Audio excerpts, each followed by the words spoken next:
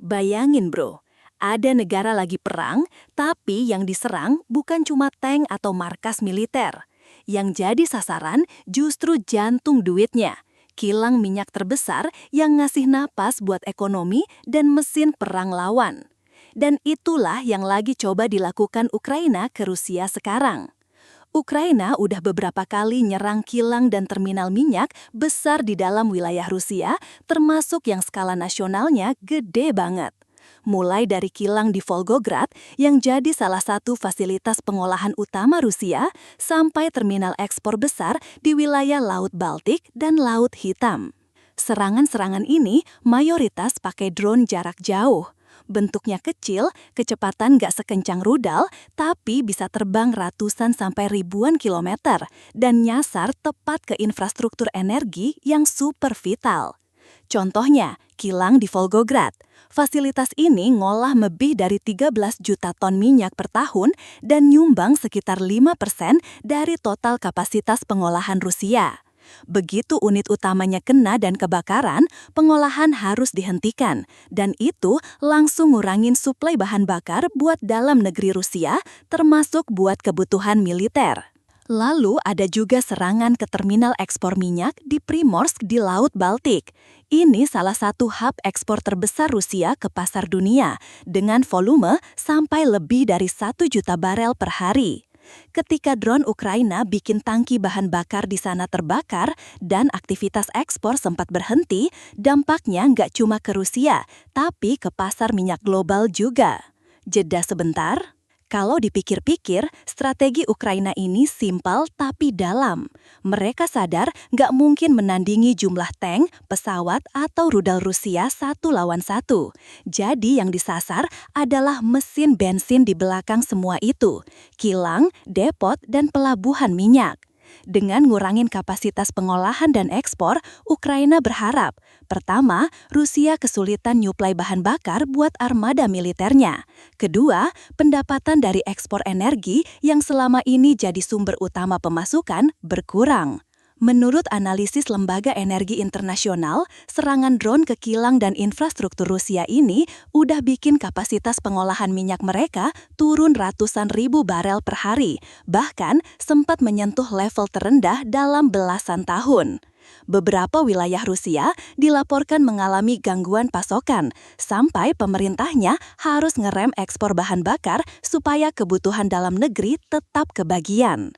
Di sisi lain, setiap kali ada kilang besar atau pelabuhan minyak Rusia yang kena, dunia juga ikut deg-degan. Soalnya, Rusia ini masih pemain besar di pasar minyak global. Kalau ekspornya terganggu, harga minyak dunia bisa keangkat dan efeknya nyebar kemana-mana, dari harga bensin sampai ongkos logistik lintas benua. Di titik ini, gue mau ingetin pelan-pelan. Kalau lu suka cara pembahasan santai tapi isinya padat kayak gini, jangan lupa dukung channel Faktanya, biar kita bisa terus bahas sisi belakang layar dari berita-berita yang kelihatannya jauh, tapi efeknya bisa nyentuh kantong kita juga. Balik lagi ke ceritanya. Damage di kilang minyak itu bukan hal yang gampang diberesin. Beda sama jalan bolong yang bisa ditambal beberapa hari. Unit pengolahan di kilang itu kompleks, mahal, dan kadang butuh waktu berbulan-bulan buat benerin satu bagian yang kritis. Makanya, ketika satu kilang besar berhenti, efeknya bisa berantai. Suplai bahan bakar ke wilayah tertentu seret, jalur ekspor harus diatur ulang, dan angka pendapatan dari energi otomatis turun. Belum lagi, biaya perbaikan dan keamanan tambahan buat lindungin fasilitas yang tersisa. Ukraina juga nunjukin satu hal penting, jarak bukan lagi pelindung sebesar dulu. Ada fasilitas yang jaraknya lebih dari 1.000 kilometer dari perbatasan, tapi tetap bisa kena. Ini bikin Rusia terpaksa nyebar sistem pertahanan udara lebih luas, bukan cuma di garis depan, tapi juga di dekat kilang, pelabuhan, dan infrastruktur energi lainnya. Buat Ukraina, setiap serangan berhasil ke kilang besar itu punya beberapa efek sekaligus. Efek militer, efek ekonomi, efek psikologis, dan efek diplomatik. Mereka pengen nunjukin ke pendukung internasional bahwa mereka masih punya kemampuan buat menyerang jauh dan bisa bikin biaya perang Rusia makin tinggi dari hari ke hari. Di sisi lain, Rusia berusaha nunjukin kalau mereka masih bisa jaga stabilitas dalam negeri. Pemerintahnya jarang banget ngasih data resmi detail soal produksi dan ekspor setelah serangan-serangan ini. Tapi, laporan independen dan citra satelit sering banget nunjukin kilang terbakar dan ekspor yang sempat ke-stop.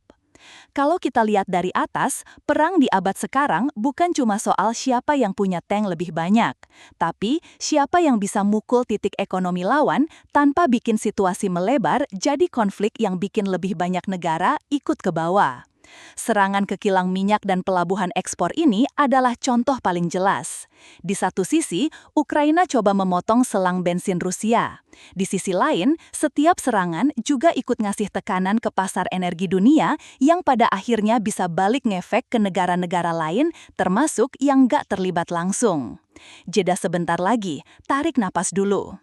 Sekarang, bayangin lu sebagai warga biasa di salah satu kota dekat kilang itu. Malam-malam, tiba-tiba ada suara ledakan jauh, langit nyala merah, dan berita bilang ada fasilitas minyak yang kebakaran habis kena drone. Besoknya, lu dengar kabar harga bensin mungkin naik atau bakal ada pembatasan tertentu. Di sisi lain, di negara lain yang lokasinya ribuan kilometer jauhnya, orang juga lihat efeknya di pom bensin mereka pelan-pelan. Harga naik dikit demi dikit, ongkos kirim barang makin mahal, dan berita bilang ini salah satu dampak dari perang dan serangan ke kilang minyak Rusia. Jadi, kalau ada yang mikir, itu perang jauh, nggak ada hubungannya sama kita. Faktanya, serangan ke satu kilang minyak raksasa di satu negara bisa jadi titik awal gelombang efek yang muter keliling dunia. Ukraina paham betul itu, karena makin mahal biaya perang buat Rusia, makin besar juga peluang tekanan politik dan ekonomi di dalam negeri lawan. Dan selama mereka masih punya drone yang bisa jalan jauh, kilang dan terminal minyak besar kemungkinan akan tetap jadi target prioritas. Pertanyaannya sekarang, sampai sejauh mana kampanye serangan ke kilang minyak ini bakal terus jalan dan di titik mana efeknya ke ekonomi global bakal bikin negara-negara lain mulai bersuara lebih keras. Itu yang bakal kita pantau terus di channel ini. Kalau menurut lu pembahasan begini penting, bantu sebar video ini ke teman-teman tongkrongan lu dan tulis pendapat di kolom komentar. Serangan ke kilang minyak raksasa kayak gini, menurut lu lebih efektif sebagai strategi ekonomi atau berbahaya karena bisa nyeret lebih banyak pihak ke dalam krisis energi? Itu yang bakal kita pantau terus di channel ini. Kalau menurut lu pembahasan begini penting, bantu sebar video ini ke teman-teman tongkrongan lu dan tulis pendapat di kolom komentar. Serangan ke kilang minyak raksasa kayak gini, menurut lu lebih efektif sebagai strategi ekonomi atau berbahaya karena bisa nyeret lebih banyak pihak ke dalam krisis energi?